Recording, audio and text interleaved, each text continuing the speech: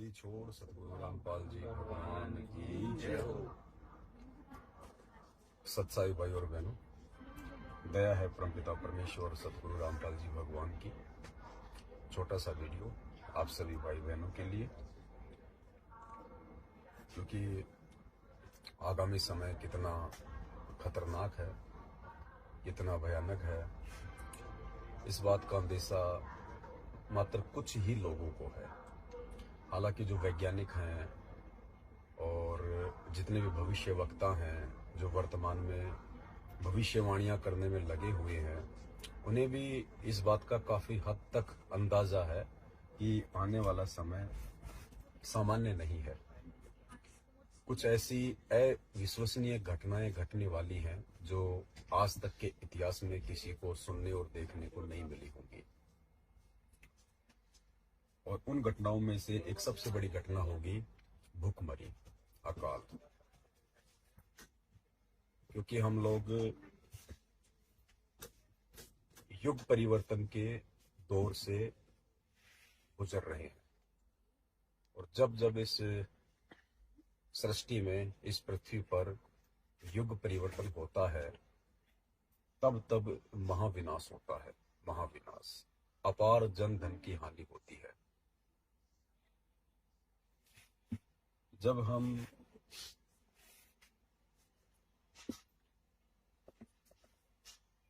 सतयुग से त्रेता युग में प्रवेश कर रहे थे, तो उस समय राम रावण युद्ध हुआ था। करोड़ों लोग मरे, अरबों लोग मरे। वो युग परिवर्तन था।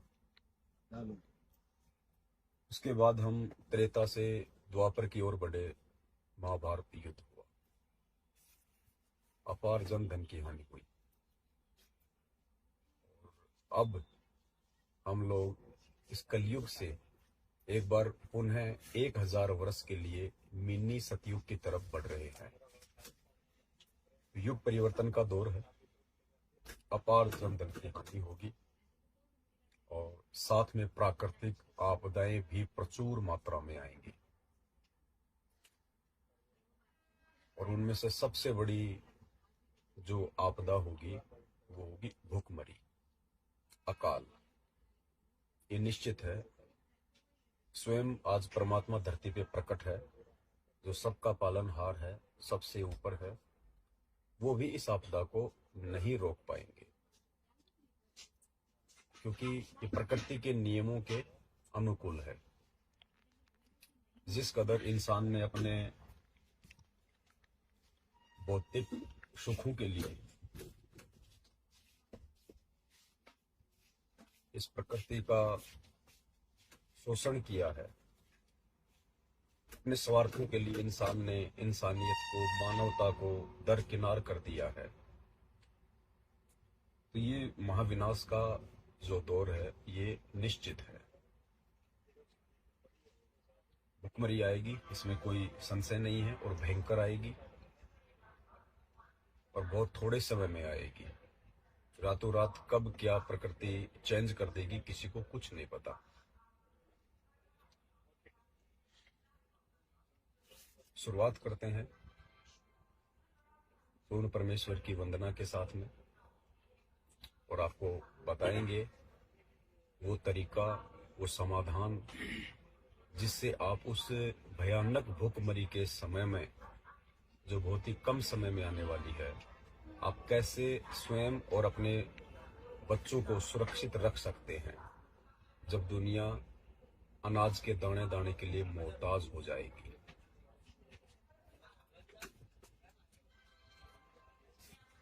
परमपिता परमात्मा,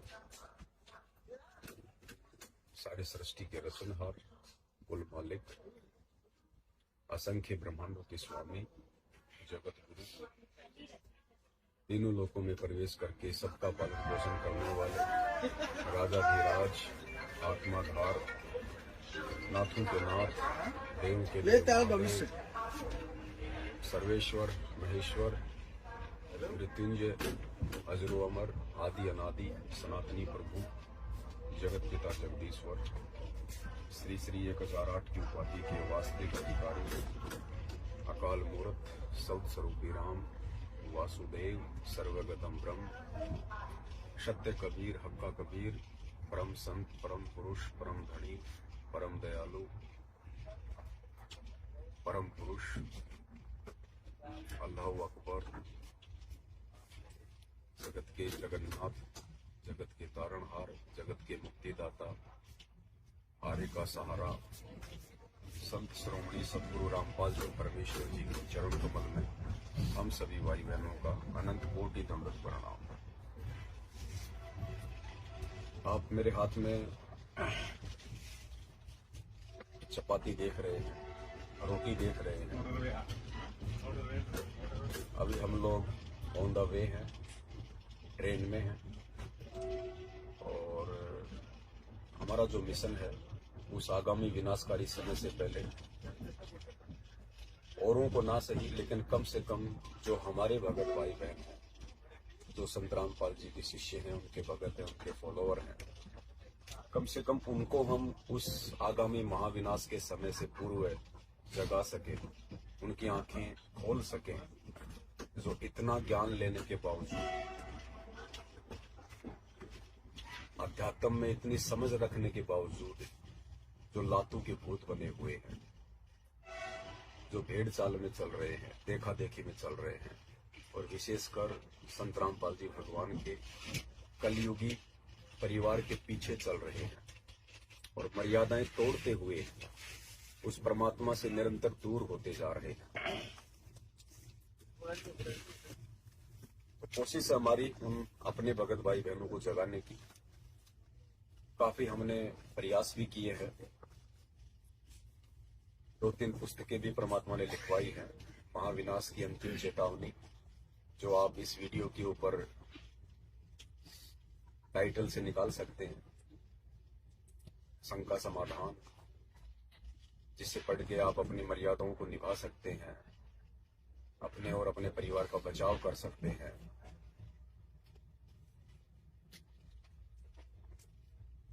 और भी बहुत सारे कारण परमात्मा ने बनवाए, बहुत सारी वीडियो बनवाए। तो कोशिश हमारी उन भाई बहनों को समझाने की। बाकी जो खाना जगत वाले भाई बहन हैं, जो संत रामपाल जी के शिष्य नहीं है, भी चाहे किसी की भी भक्ति क्यों ना करते हैं, ब्रह्मा विष्णु महेश देवी देवता कुछ भी अपनी परंपरागत भक्ति करते हों, कोई वेदांत धर्म करते हों, लेकिन उस आगामी महाविनाशकारी समय में उनकी रक्षा नहीं हो पाएगी। रक्षा केवल 2 ही कारणों से होगी। सबसे पहला कारण, क्या आप संत रामपाल जी के भगत हैं? और यदि हैं तो क्या आप मर्यादा में हैं? अगर मर्यादा में हैं तो आपका बचाव होगा। यदि आप उनके भगत होने के बावजूद मर्यादा में नहीं हैं, और यदि आपके पुण्य आपके पास में हैं, अच्छे संस्कार आपके अभी हैं, तो भी आपका बचाव होगा। दूसरे वे लोग जो संत रामपाल जी के भगत नहीं है, लेकिन पूर्व के जन्मों में उन्होंने अच्छे दान धर्म किए हुए हैं, जिस कारण से उनके पास में भक्ति धन जो है वो संग्रहित है, इस आधार से उन लोगों का बचाव होगा। बाकी अन्य जो सामान्य प्राणी हैं, जिनके पास में भक्ति और भगवान का नामो निशान नहीं है, तो दिन रात शराब, बीड़ी, गुटखा, मांसाहार, 2 नंबर के काम, चोरी, जारी, रिश्वतखोरी, वो तो ऐसे जाएंगे जैसे आंधी के समय में छोटे मोटे घास के तिनके उड़ते। बाकी मौका है आपके पास में, यदि आप सुरक्षित रहना चाहते हैं उस समय जो बहुत जल्द आने वाला है, भूखमरी का, फूड क्राइसिस का। जय गुरुदेव जी ने तो यहाँ तक अपनी भविष्यवाणी में कहा है,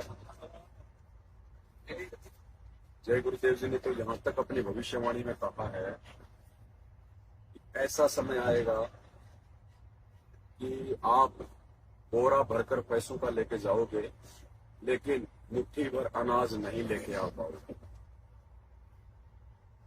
और यदि किसी गंदी नाली में अगर एक रोटी का टुकड़ा भी पड़ा हुआ मिल जाएगा, तो आदमी सोचेगा कि इसको उठा के खा लूं तो मेरी जान बचे। ऐसा समय आपको बहुत जल्द देखने को मिलेगा।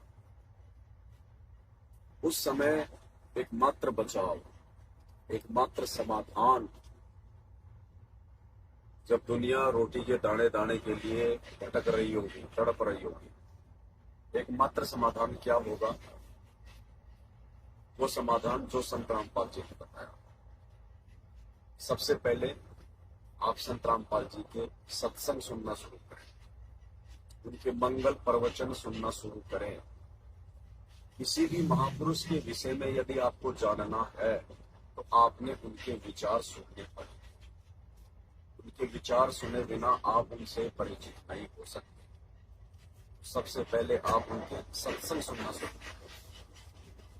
सत्संग सुनने के बाद यदि आपको ज्ञान समझ में आ जाता है तो आप उनसे संकल्प करें। संकल्प क्या है उसका वीडियो, इसी वीडियो के ऊपर जो टाइटल होगा उसमें यूट्यूब का लिंक आपको भेज दूंगा। आप उनसे संकल्प करें। संकल्प करके और आप थोड़ा विधिवत रूप से उनकी भक्ति पूजा पाठ शुरू करें ताकि वे आपके नजदीक आ सके, परमात्मा आत्मा को अपने संपर्क में ले सके। उसके बाद उनकी आरती है 3 समय की, उनके सत्संग है, कुछ उनकी मर्यादा है जिनका आपको पालन करना नितांत आवश्यक होगा। जैसे किसी भी प्रकार के नशे से दूर रहना, गंदी नजरों से दूर रहना, मांसाहार से दूर रहना, चोरी जारी छल कपट मिलावट रिश्वतखोरी इन सब से दूर रहना, जाति धर्म के जो बंधन है उनसे दूर रहना। काफी कुछ मर्यादाएं हैं जो फिर आपको उनके सत्संग सुनते रहने से पता चलेगी। और एक जो कर्म है इस भक्ति का, क्योंकि मेरे हाथ में आप ये रोटी देख रहे हैं, थोड़ा इसमें अचार रखा हुआ है।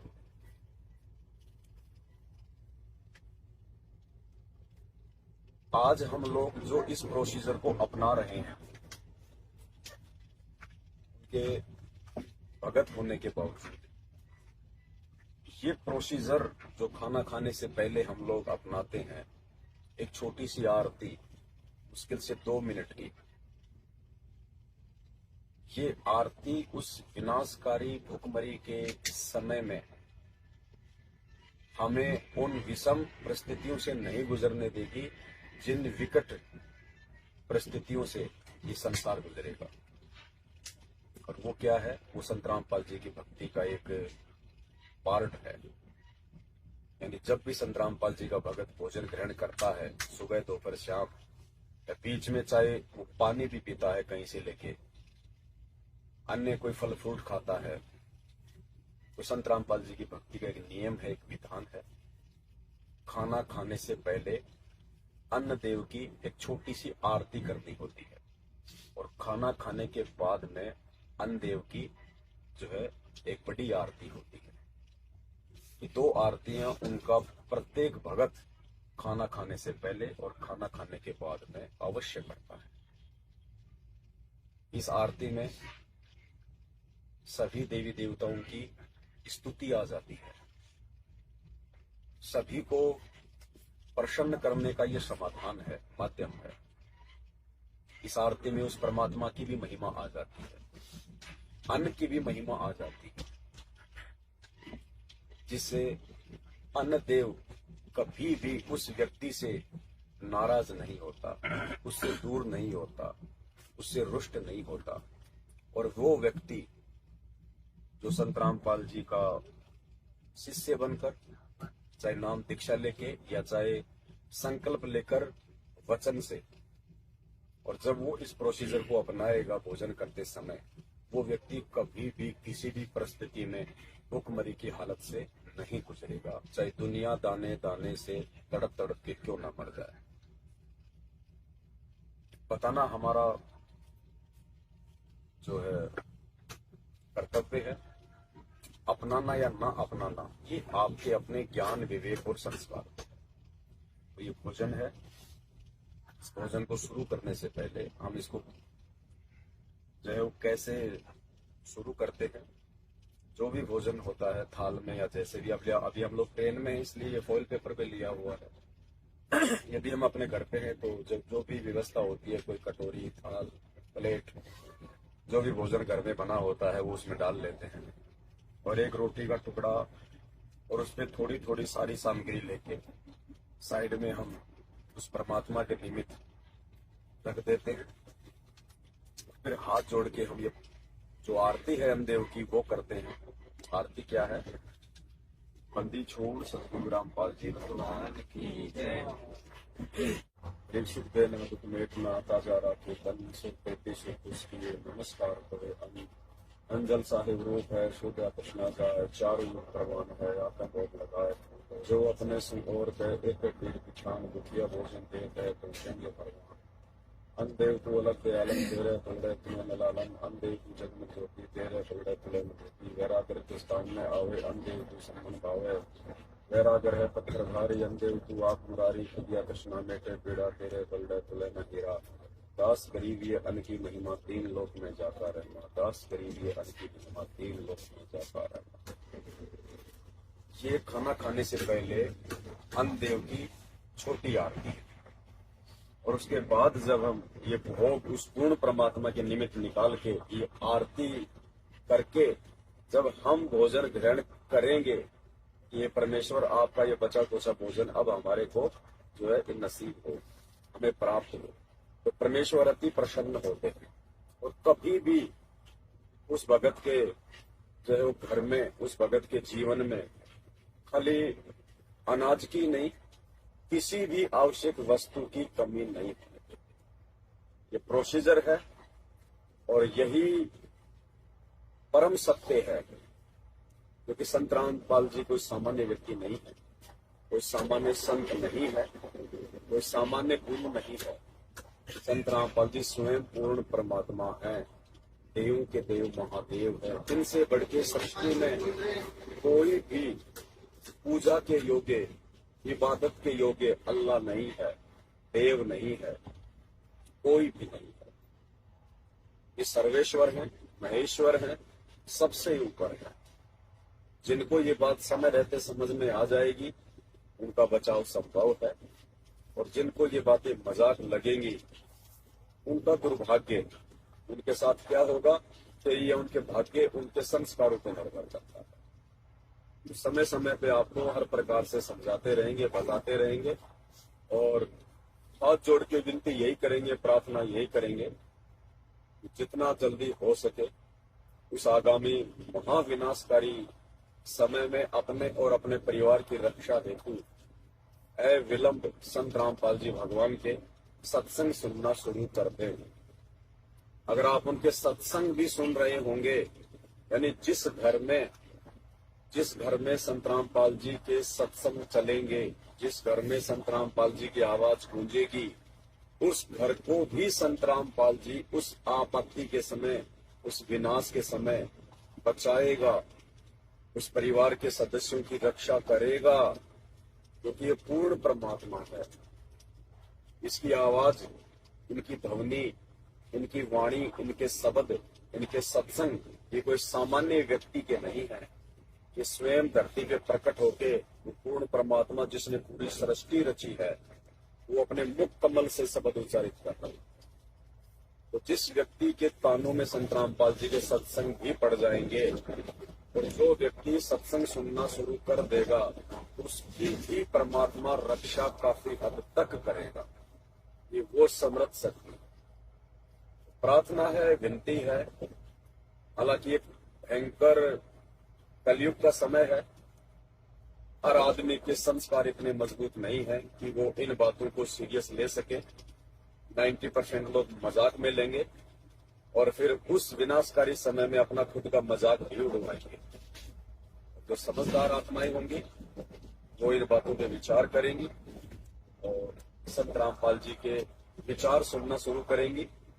यूट्यूब पे, अपने मोबाइल पे सर्च करेंगी सत्संग संत रामपाल जी महाराज, और सबसे पहले आप उनकी सृष्टि रचना सुनिएगा। सृष्टि रचना से आपको सारा भेद समझ में आएगा।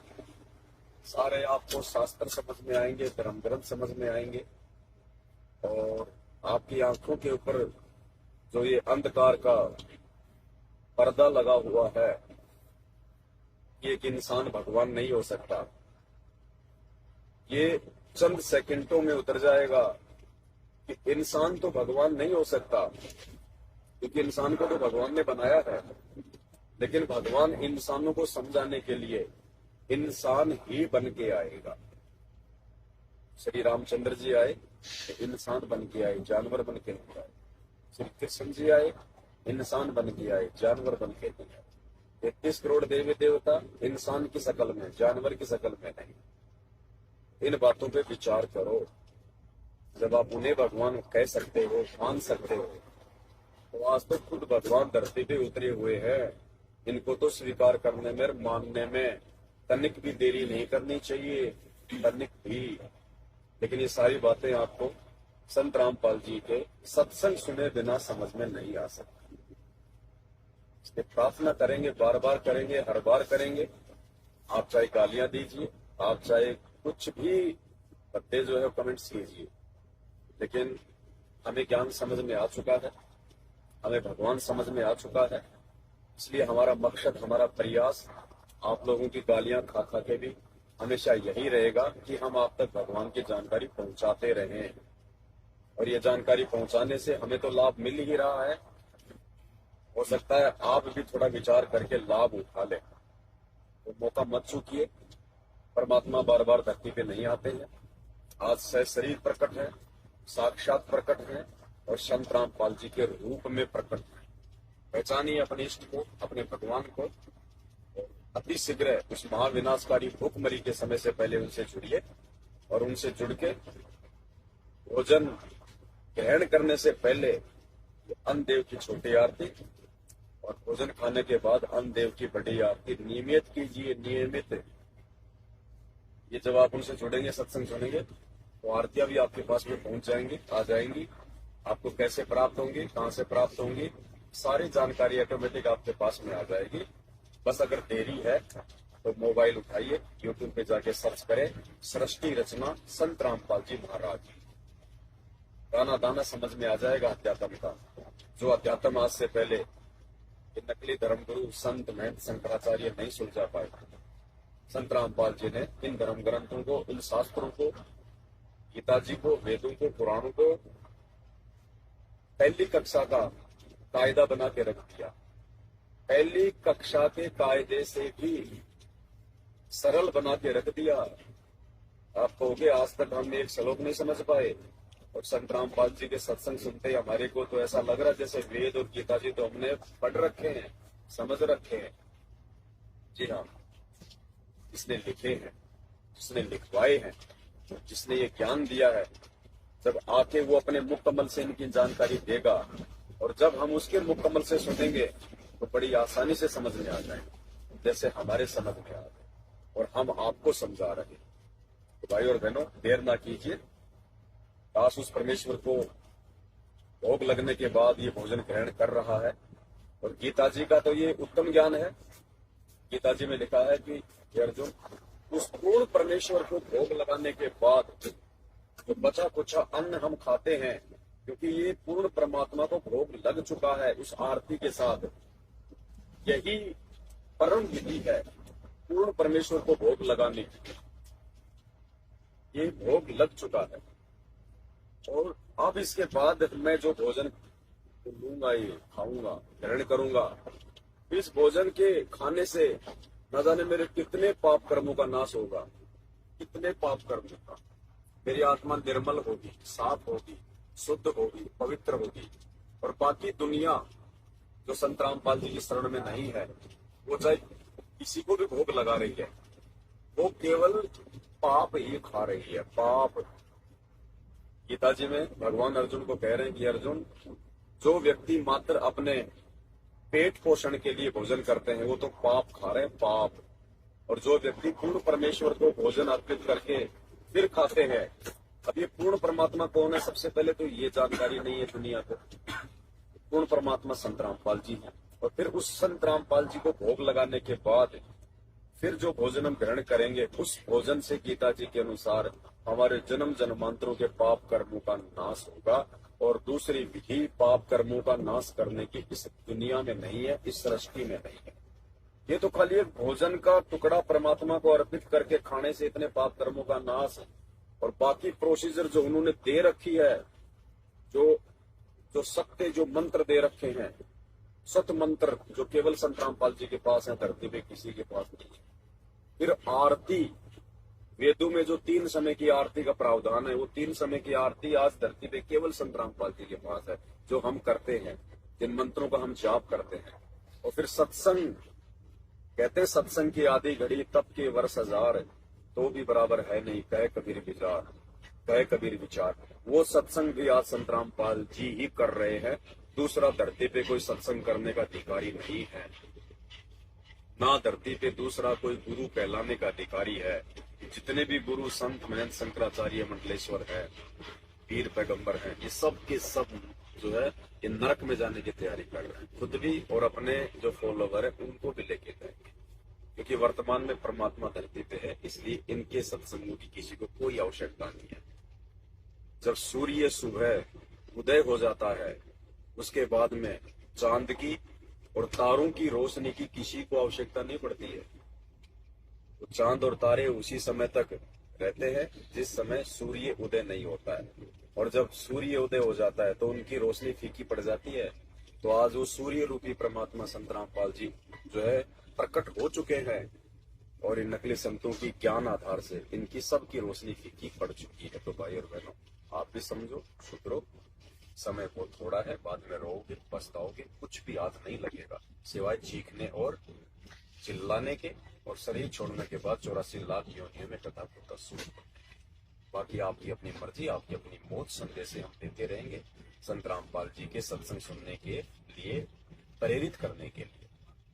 बंदी छोड़ सतगुरु रामपाल जी महाराज की जय। बंदी छोड़ सतगुरु रामपाल जी भगवान की जय।